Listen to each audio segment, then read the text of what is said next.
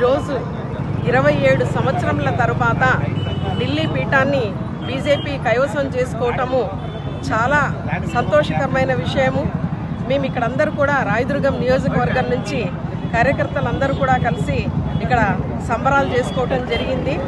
ముఖ్యంగా అవినీతి ప్రభుత్వం ఏదైతే ఉందో ఆ ప్రభుత్వం అవినీతి ప్రభుత్వాన్ని అంతమొందించి మరి నిజాయితీ పరిపాలన అందించినటువంటి మోదీ గారి సంక్షేమ పథకాలైతేనేమి, ప్రజాహిత పాలన పట్ల ఢిల్లీ ప్రజలు మొగ్గు చూపి ఇవాళ బీజేపీకి పట్టం కట్టారు. ఢిల్లీ ప్రజలందరికీ కూడా ఇక్కడ మేము ఈ నియోజకవర్గం నుండి కూడా కృతజ్ఞతలు తెలియజేసుకుంటున్నాము. ముఖ్యంగా ఢిల్లీ ప్రజలు ఒకటి ఆలోచన చేశారు. ఎప్పుడైతే డబుల్ ఇంజన్ సర్కార్ ఉంటుందో, పైన ఏదైతే ఉంటుందో అక్కడ కింద కూడా అదే ప్రభుత్వం ఉంటే శరవేగంగా ఇంకా అభివృద్ధి పనులు జరుగుతాయని ఆలోచన చేసి మరి మోదీకి మన బీజేపీ పార్టీకి పట్టం కట్టడం జరిగింది.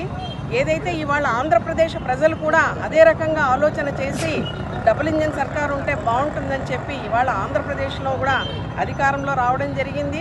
వచ్చిన వెంటనే కేంద్రం ఆంధ్రప్రదేశ్లో కూడా అన్ని సంక్షేమ పథకాలకైతేనేమి, పోర్టులు అయితేనేమి, హాస్పిటల్స్ అయితేనేమి, ఎడ్యుకేషన్ పరంగా అయితేనేమి, పోలవరం ప్రాజెక్టుకి అయితేనేమి అనేక రకాలుగా నిధులిచ్చి ఆంధ్రప్రదేశ్ అభివృద్ధిని శరవేగంగా ముందుకు ఎలా తీసుకెళ్తుందో ఇవాళ ఢిల్లీ కూడా అదే రకంగా కూడా అభివృద్ధి చెందుతుందని చెప్పి కూడా మేము ఆశాభావం వ్యక్తం చేస్తున్నాము.